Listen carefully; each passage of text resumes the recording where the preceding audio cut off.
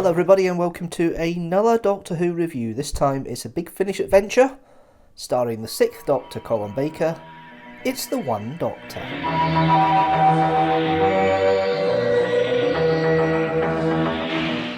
With the Big Finish order reviews, it's not really a television companion or anything, but I'm just going to quickly go over the plot synopsis and then we'll get into the cast, the crew and the production values themselves and give my overall review of them, of course.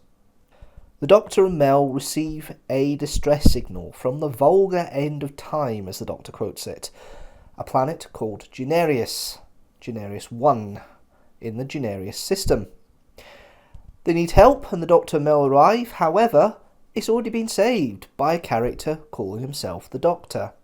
This character is actually a crook called Banto Zame, who runs about in a Portaloo, potentially as his TARDIS, although technically it's just transmat capsule, but de-disguised, along with his companion, Sally Ann.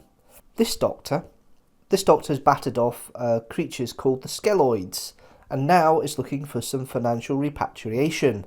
The Doctor sees him for what he is, a fraud, rather quickly, and before the recriminations happen, in a very doctorish way, another ship comes down, a cylinder which brings out and emits a sound wave which hurts people's ears.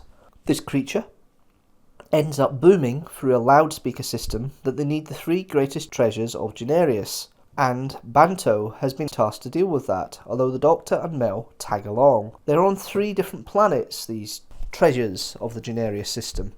The first one is never-ending shelves.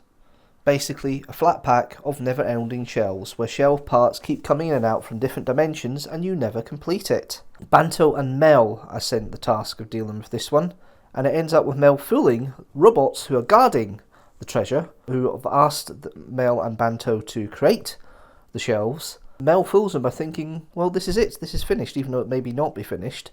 But it gives enough time for the robots to start thinking logically over the situation to allow Banto and Mel to escape. The Doctor and Sally Ann, in the meantime, end up going to a planet where there is a computer box which knows the questions to everything in the world, and it's been questioned by another character kind of similar to Anne Robinson from The Weakest Link. They managed to get the box away after helping the box to stop asking never-ending questions by asking them, "What do you not know?" and doesn't have enough time to get the question answered as they need to. So they managed to get the box.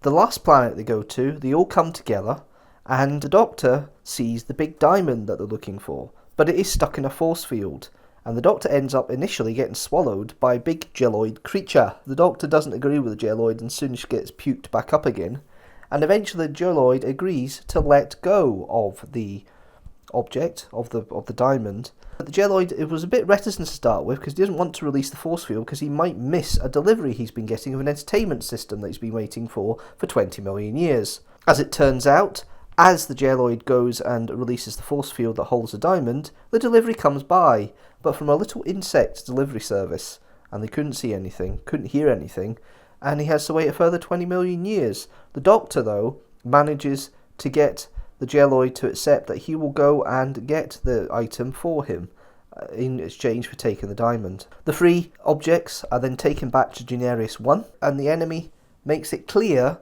that they wanted to get the objects because they knew that the Doctor would be the only person who'd be able to get those objects. It was a trap to catch the Doctor for crimes that he has not personally committed yet in the future against this grace.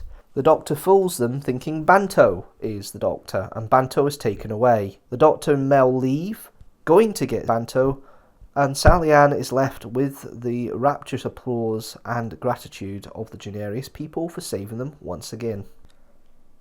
So that's a meandering plot synopsis of The One Doctor.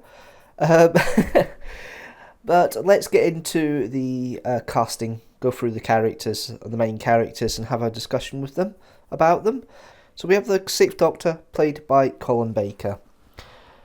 This kind of gives an opportunity for the 6th Doctor to have show some of his comedy chops. It very much is a very light-hearted story, the fact that you've used Banto as a kind of comedy character who is impersonating the Doctor and seems to have got some of the elements wrong, which is interesting. But the way the 6th Doctor reacts to it is that kind of slightly indignant annoyance that he has, But this is the Sixth Doctor as he's become a bit more rounded. This is later Sixth Doctors. This is the time when Mel's about. So it's not as brash or harsh as it was. It's a more nuanced Sixth Doctor that Colin Baker had started to create off the back of Maggie Stable's Evelyn. And as always, Colin Baker doesn't put a foot wrong. I think the only bit that maybe just stand out a little bit sticky is the bit when he gets swallowed by the jelloid. I don't know if his acting for being swallowed is as good as it could be. But overall, you know, it's a good little characterization of the Sixth Doctor here.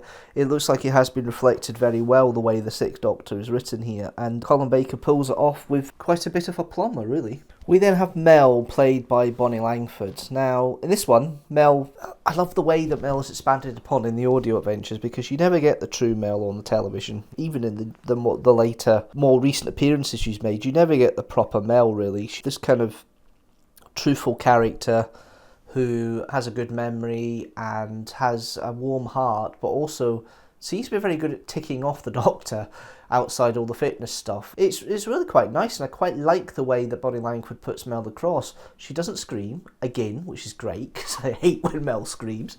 But it's nice to have Bonnie Langford play a bit more rounded character once more of Mel, and I think the fact that it's more of a comedy kind of plays up really quite well to show a different side of Mel's character, somebody who's a bit no-nonsense and doesn't really take fools gladly, because Banto tries to come on to her quite a few times in this story because he's a bit of a cad.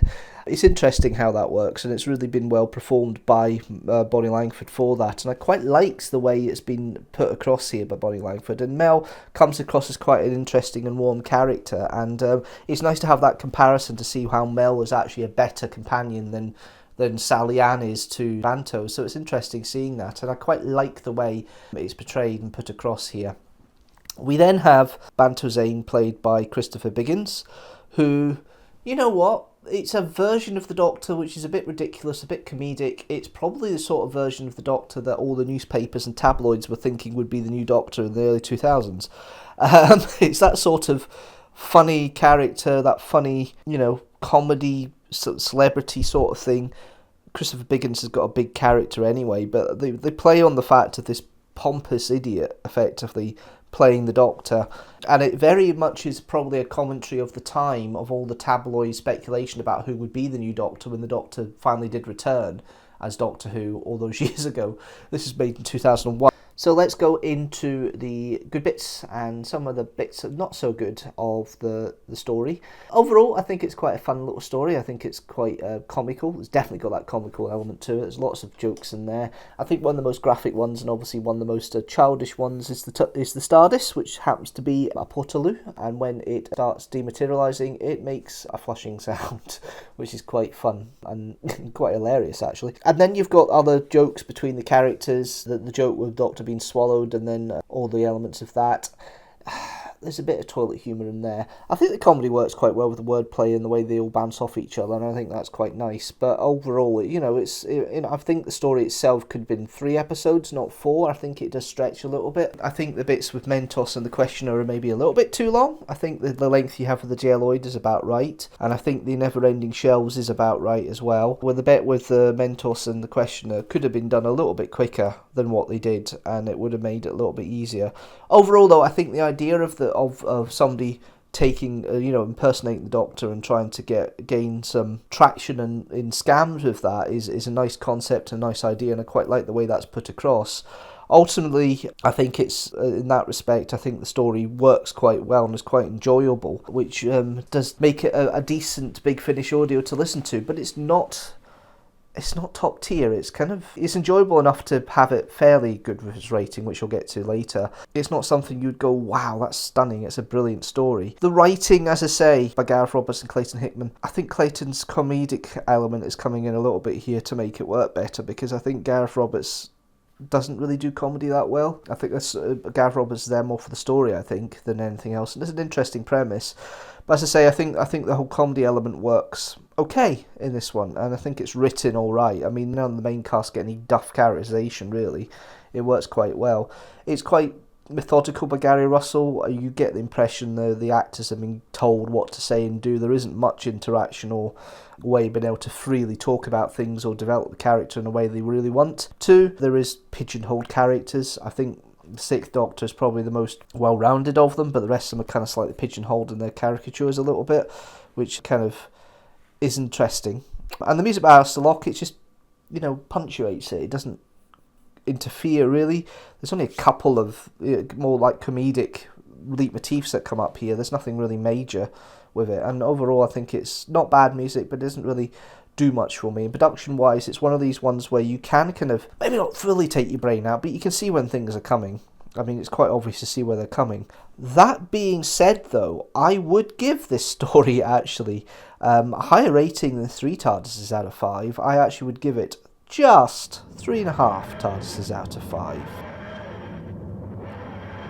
Okay, let's see how that story stacks up with the rest of the Big Finish audio dramas I've reviewed so far.